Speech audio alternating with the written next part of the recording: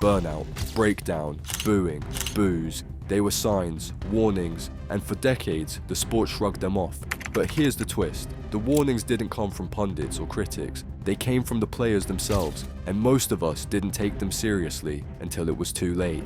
Wayne 501 Mardle was a fan favorite with a flashy nickname and louder-than-life shirts. He was one of the sport's most beloved showmen in the early 2000s.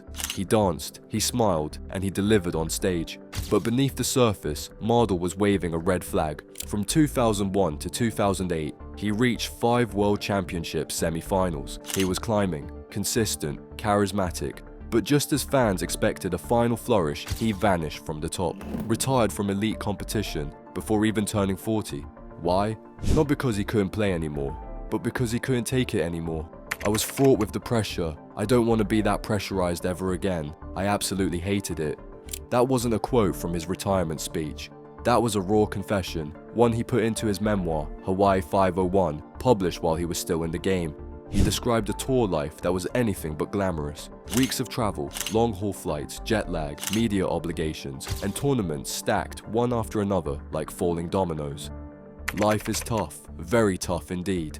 His words, not ours. He even admitted that he dislikes traveling, but the Premier League was the real monster. It really does consume a whole week. It's absolutely killed some players. It's destroyed their confidence. To outsiders, it was just Thursday night darts. But for players, it was a treadmill of media events, scrutiny, and pressure that never stopped spinning. And then came the crash. In 2009, while ranked among the top 6 in the world, Mardle contracted mumps, a virus, easily dismissed. But for him, it was career-changing. He couldn't walk or stand for months, let alone compete. He eventually came back. But the fire was gone. The illness took more than his stamina. It took his joy, his hunger. I became quite timid. I didn't enjoy it. I didn't have the fight or will to win. And here's the tragedy. Back then, no one talked about burnouts in darts. There were no forums, no support structures. If you struggled, you were either lazy or weak. So when Mardle spoke out about burnout and breakdown, the reaction was muted. Some even mocked him. But fast forward 15 years and the conversation changed. Drastically. In 2025, world number 1 Luke Humphries echoed Mardle almost word for word. After playing 11 tournaments in just 3 months, Humphries admitted he felt emotionless. Playing had become a chore. His comments shocked fans, but not Mardle. Other stars backed him instantly. Gerwyn Price said there's too much darts at the moment. Luke Littler, only 18, confirmed how brutal the travel is. Flights, trains, hotels, and then back on the road again. Mardle, now a pundit, watched this unfold and reflected. The brutal thing is the travel. What once made him look like a complainer was now a shared truth. Even his warning about Premier League burnout, once dismissed as melodrama, is now echoed by a new generation facing the same wall. His story wasn't just personal, it was prophetic. Mardle didn't lose because he lacked talent. He burned out because he gave too much of himself to a system that asked for everything and returned too little. And that's the warning. When the travel, the pressure, and the constant performance grind down your love for the game, what's left? We're finally listening now. But Wayne Mardle was already shouting about it 2 decades ago. 2 world championships, a Technicolor Mohawk, and hundreds, literally hundreds, of dart sets. That's Peter Snakebite Wright for you. To most fans, he was the eccentric genius of darts. To commentators, he was the ultimate tinkerer. But behind the color and chaos, Peter Wright was delivering a warning the sport refused to hear for years. Every tournament, sometimes every match, Wright would change his darts. Different grip, weight, shape, flight, you name it. It became a running joke. Fans laughed, pundits smirked, even rivals scratched their heads. But Wright wasn't experimenting. He was managing his mind.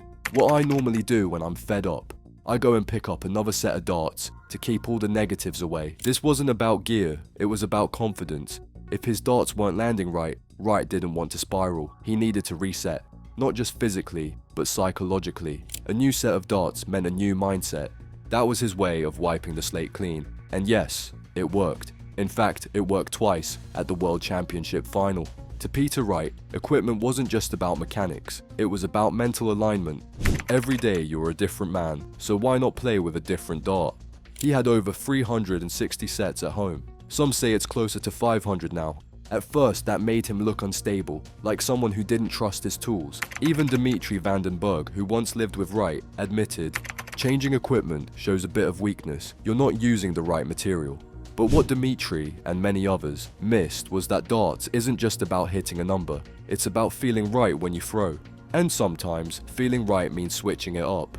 Years ago, this approach was seen as gimmicky, but quietly, legends like Phil Taylor and Raymond van Barneveld were doing the same, tweaking flights, refreshing grips, altering stems. Wright just made it obvious, and in doing so, he normalized the idea that equipment changes could be strategic, not superstitious. In today's game, that lesson has taken root. Players talk openly about the psychological comfort of their setup. Coaches preach it. Manufacturers now market confidence kits as much as technical specs. The shift is clear. Your darts aren't just tools, they're your armor, your identity.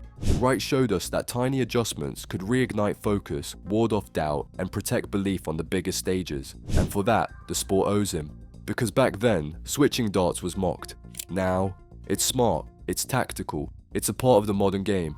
Peter Wright tried to tell us, not with speeches, but with every set he pulled out of his case. And every time he did, he was reminding us, what's in your hand affects what's in your head.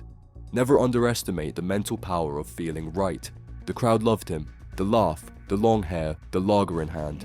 Andy the Viking Fordham was the people's champion, but behind the cheer and cheerfulness was a slow-burning tragedy. In 2004, Fordham reached the pinnacle. He won the BDO World Championship. The press dubbed him the pub hero. Fans celebrated his image, darts in one hand, drink in the other, and he played along. He joked that his match prep involved 25 bottles of lager and 6 steak and kidney pies. He smiled through interviews, but the truth was darker. "I was an alcoholic. I thought I was in control, but I wasn't." Fordham weighed over 30 stone, more than 190 kilograms. He drank daily, ate poorly, never exercised, and for years it was all part of the legend. The Viking, the big-hearted bruiser, the man who brought the pub to the stage. But the warnings were there, and they were loud. Less than a year after his world title, Fordham collapsed mid-match against Phil Taylor in a televised showdown. He overheated, couldn't breathe, couldn't focus, he had to walk off stage. That wasn't just a bad day, it was a crisis. Tests later revealed that 75% of his liver was non-functional. His chest was filling with fluid, his lungs were being crushed. He was told in no uncertain terms, lose weight, quit drinking, or die. Phil Taylor himself gave it to him straight. Change your lifestyle, or it will cost you your life. Fordham tried. After another collapse at the lakeside in 2007, he went sober. He lost over 16 stone, and for a time, it looked like redemption was possible. In 2015, he made it to the Grand Slam of darts. Slimmer, sober, fighting. But the damage was done. Years of excess had left scars that couldn't be undone. He needed bowel surgery in 2020, his health declined, and in July of 2021, Andy Fordham died of major organ failure. He was just 59. The darting world mourned, not just the player, but the warning he represented. Fordham didn't give lectures, he didn't write op-eds, he lived the warning and died from it. His passing sparked a reckoning. The Professional Darts Corporation had already banned alcohol on stage by the mid-2000s, but Fordham's death turned policy into priority. The image of the pint-chugging darts pro began to fade. Players started talking openly about fitness, diet, wellness. Phil Taylor slimmed down. Young pros turned to trainers.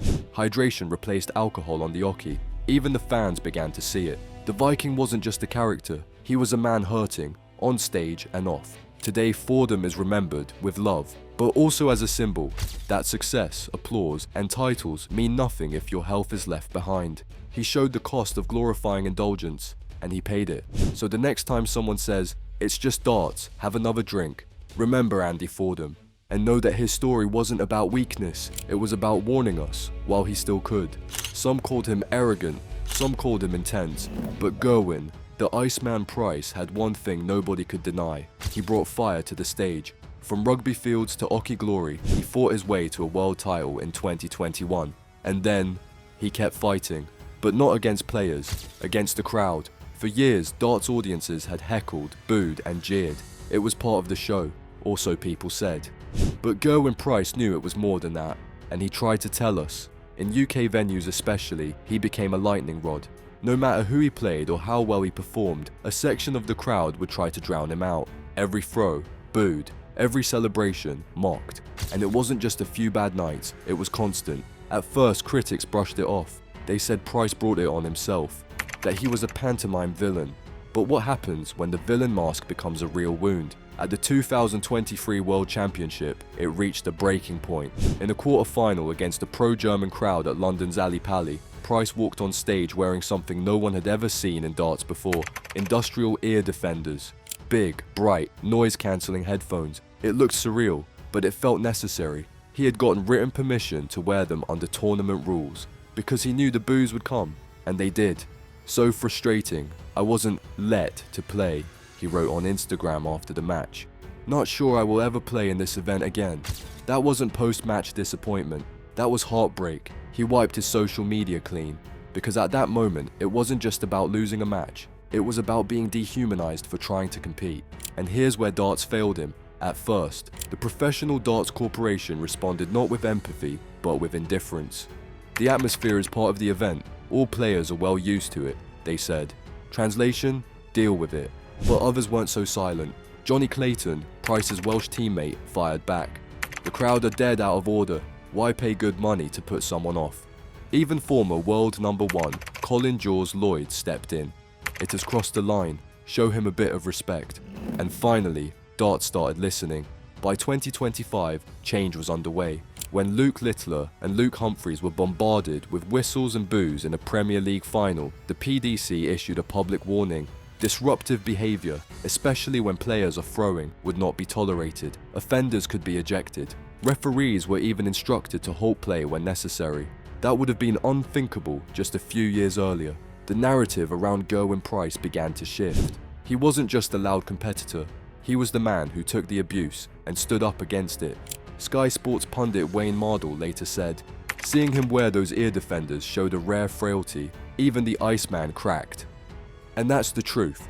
If someone as mentally strong as Gerwyn Price can break under the pressure of crowd hostility, what about others?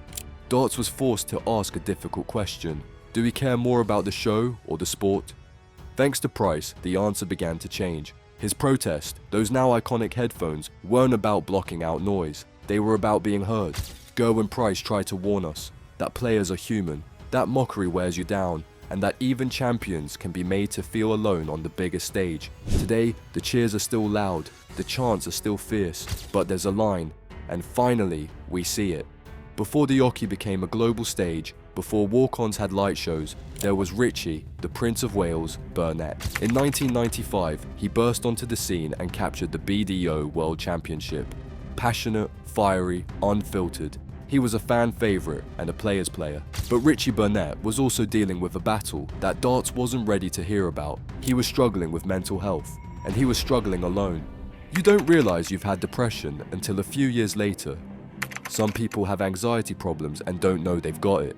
This wasn't recent. This was Richie reflecting on the 2000s, a time when darts had no space for those kinds of admissions. You either competed or you disappeared. After transitioning to the PDC, Bernett had flashes of brilliance, like his run to the World Match Play final in 2001. But behind the scenes, things were slipping. I was drinking heavily. I lost focus. The warning signs were all there. The mood swings, the inconsistency, the emotional outbursts, but nobody looked deeper, and Bernett himself didn't yet have the language to explain what was happening. Then came the lowest point. In 2014, Bernett failed a drug test, cocaine. He was banned from darts for 2 years, and the sport, which had once cheered him, turned its back.